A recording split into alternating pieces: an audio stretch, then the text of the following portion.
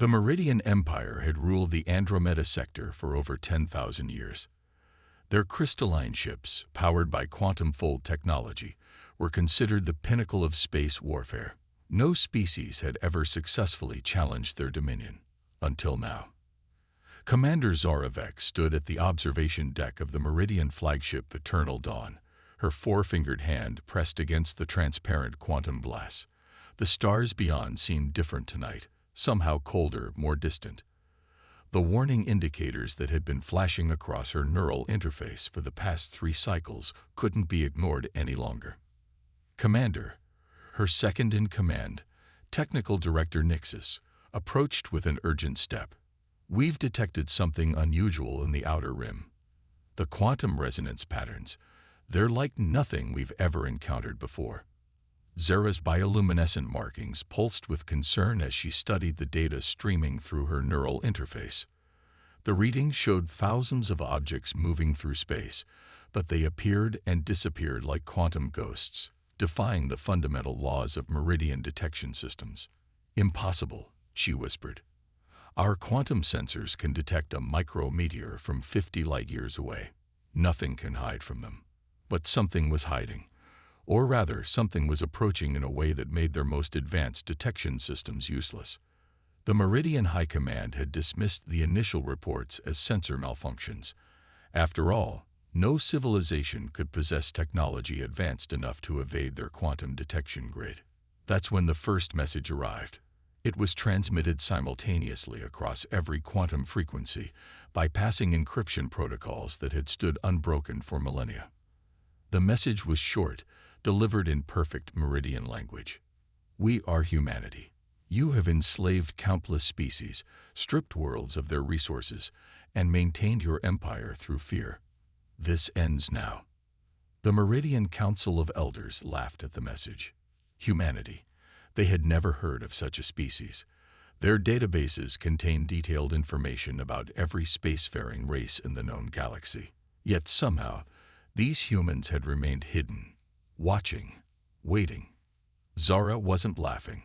She had spent her entire career studying warfare, and something about this felt different. The precision of the message delivery, the ability to bypass their most sophisticated security measures. It spoke of capabilities far beyond what should be possible. "Director Nixus," she called out, "show me the latest scan of Sector 7.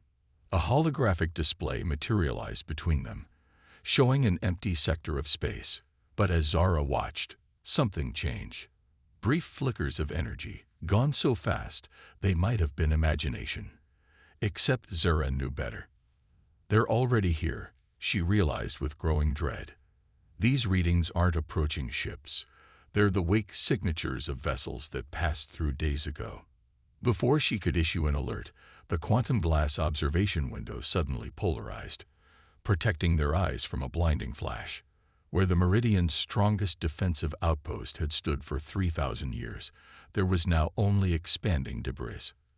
The Meridian Empire had built its power on the assumption that their technology was unmatched, their defenses impenetrable. But in that moment, as alarms blared throughout the Eternal Dawn, Zara understood their fundamental mistake. They had grown complacent, believing their quantum technology represented the peak of possible advancement. Humanity had simply gone in a different direction. While the Meridians had perfected quantum mechanics, humans had mastered dark energy manipulation. While the Meridians had built bigger ships with more powerful weapons, humanity had developed ships that could bend light itself around their hulls. As Zara rushed to battle stations, she caught one final glimpse through the quantum glass. For a brief moment, the light distortion shifted, and she saw them. Sleek vessels of impossible design, moving with grace that defied known physics. The human fleet had arrived, and with it, the end of everything the Meridian Empire had thought certain. The battle for the galaxy was about to begin, and for the first time in 10,000 years, the Meridians were not the superior force. They were the underdogs, facing an enemy that had turned their greatest strengths into vulnerabilities. The age of Meridian dominance was over. The age of humanity had begun. Admiral Sarah Chen stood on the bridge of the ESS Shadowdancer, her eyes fixed on the tactical display showing the Meridian Fleet's desperate maneuvers. The massive crystalline ships, each one a masterpiece of quantum engineering, moved in perfect formation, but they were firing at shadows. "Status report on the Meridian response," she asked, her voice calm despite the chaos unfolding before them. Lieutenant Marcus Rodriguez, her tactical officer, couldn't hide his smile. "They're still trying to track us with quantum sensors, Admiral. Their shots are passing through our dark matter shields like we're not even here." The human fleet had spent decades preparing for this moment. While the Meridians had broadcast their technological superiority across the galaxy, humanity had worked in silence, developing technologies that operated on completely different principles. The dark matter drive wasn't just an engine. It shifted their ships partially out of normal spacetime, making them nearly impossible to detect or damage with conventional weapons. Multiple Meridian capital ships approaching from Vector 317, the sensor officer announced. "They're attempting to establish a quantum containment field." Sarah nodded. It was a logical move, but one based on an incomplete understanding of what they were facing. "Launch ghost drones, dispersal pattern delta. Let's show them why quantum containment doesn't work on ships that aren't fully in their dimension." Across the human fleet, thousands of autonomous drones activated. Unlike traditional weapons, these devices were engineered to exist simultaneously in multiple quantum states. The Meridian containment field, designed to trap ships in a single quantum frequency, simply gave the drones more dimensional spaces to exploit. The result was devastating. The drones phased through the Meridian's supposedly impenetrable shields, their dark energy weapons bypassing defensive systems that had never been designed to stop attacks from partial dimensional space. One by one, the mighty Meridian warships found their quantum cores destabilized, their crews helpless as their advanced technology turned against them. Commander Zora Vex, watching from the eternal dawn, felt her heart sink as another defense platform exploded. "How?" she demanded, her markings pulsing with frustration. "How are they doing this?" The answer came from an unexpected source. Dr. Lyon Park, a human quantum physicist who had been studying Meridian technology for years, chose that moment to broadcast on all frequencies. "Your mistake," her voice echoed across space, "was assuming that quantum mechanics was the ultimate path to technological advancement. But the universe is stranger than that. While you perfected one approach, we explored the spaces between spaces, the shadows between dimensions." The broadcast continued as human ships emerged from seemingly empty space, their dark matter drives creating ripples in reality itself. "We learned to dance between moments, to exist in the quantum foam you dismissed as useless.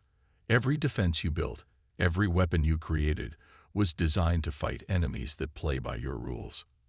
Sarah watched as the Meridian fleet attempted to regroup, their formations breaking apart as they struggled to track targets their sensors couldn't properly detect. The human fleet's dark matter technology didn't just hide them.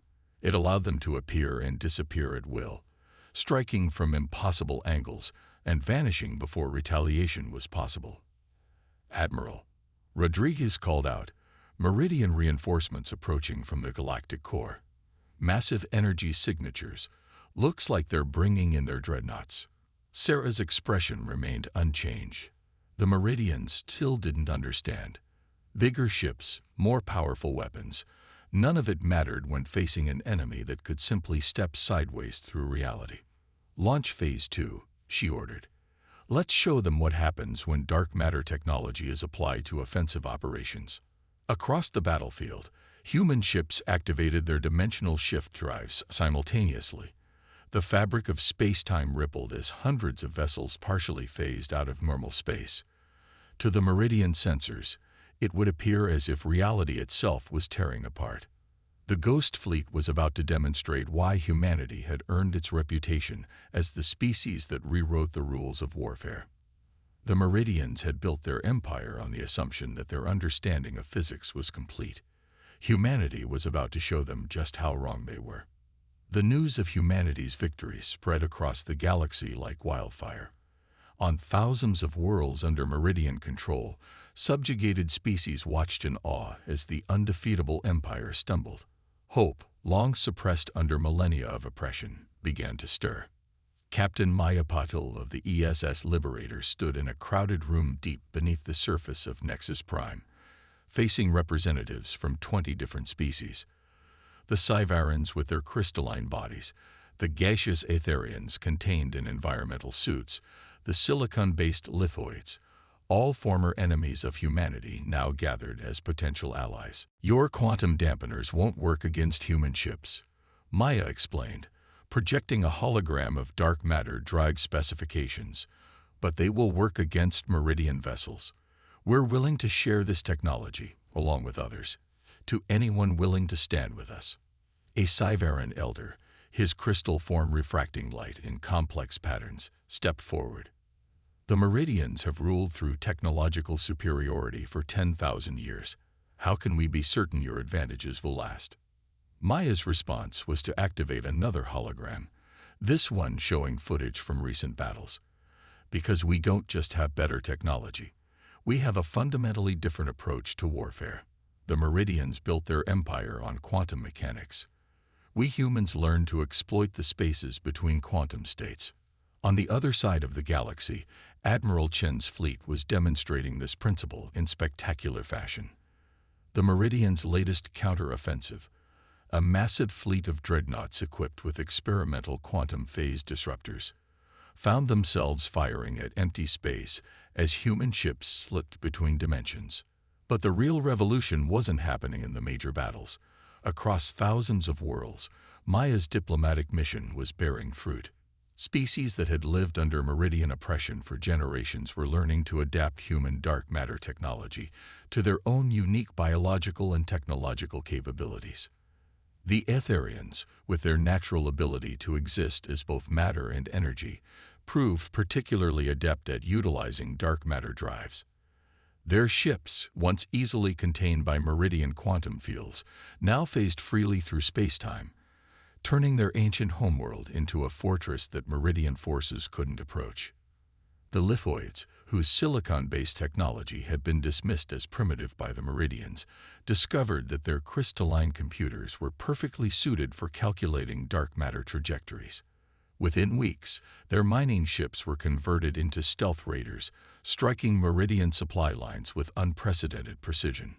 Even the Cygarans, whose biology was based on ordered crystal structures similar to Meridian technology, found ways to incorporate dark matter principles into their existing systems.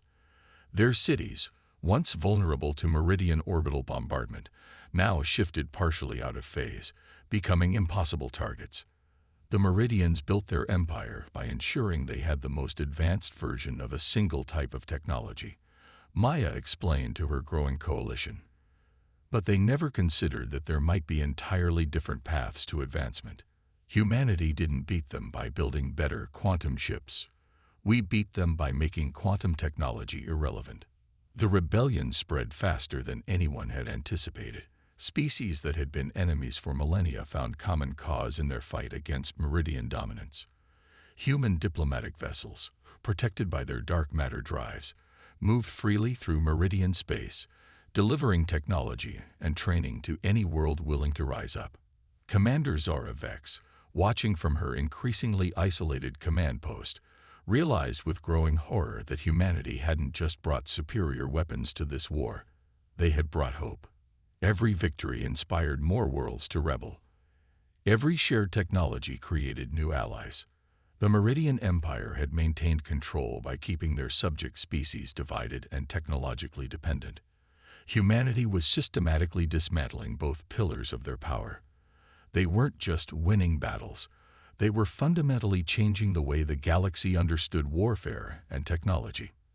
As Maya concluded another successful diplomatic mission, her ship's AI reported a surge in emergency transmissions from Meridian command frequencies.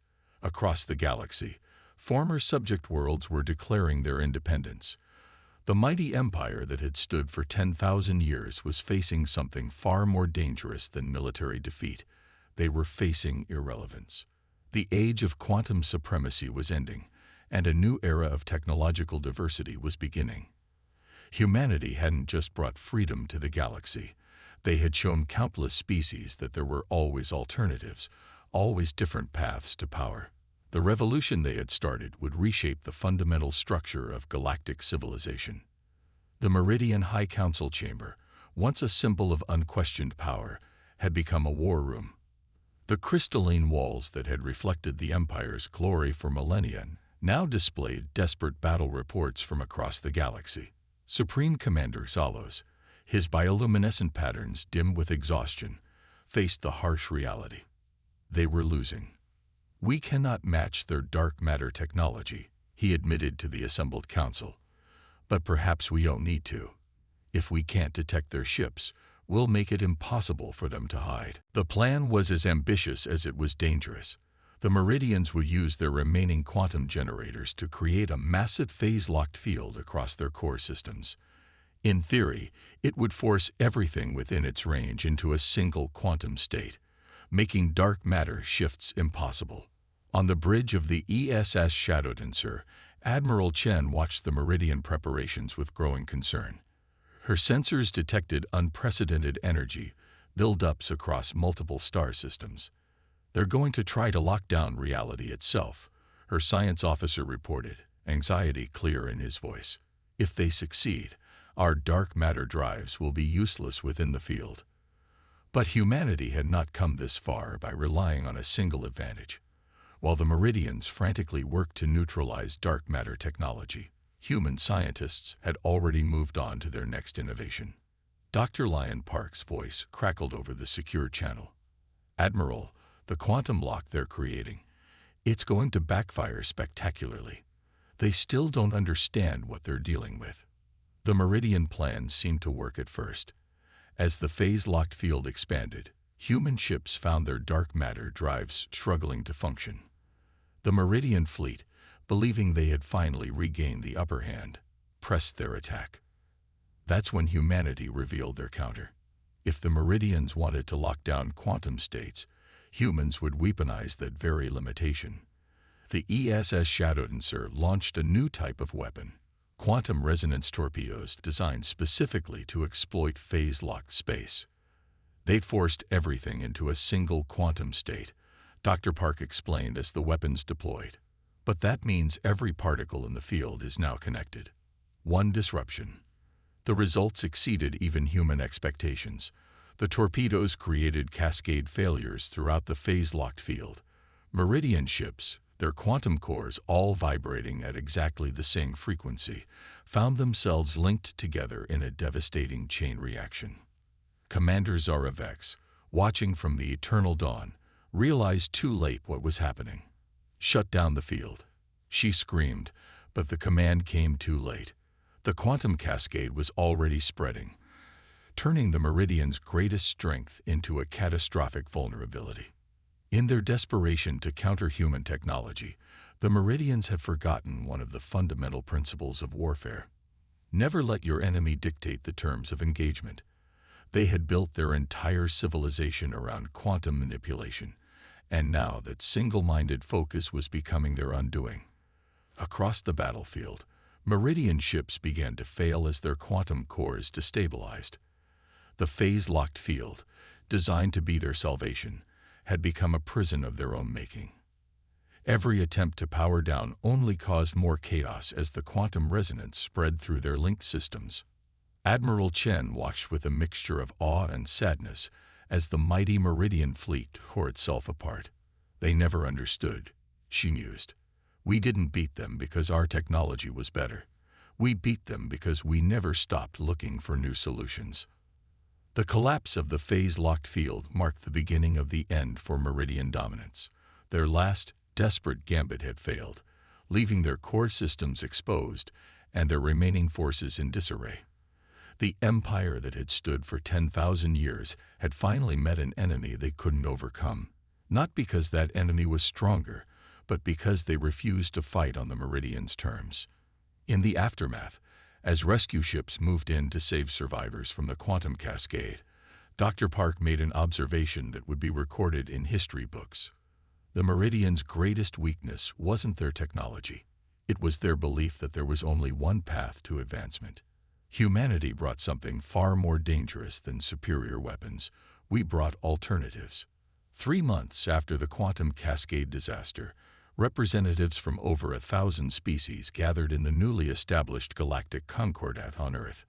The Great Hall, designed to accommodate beings of all forms and environmental needs, hummed with the energy of possibility.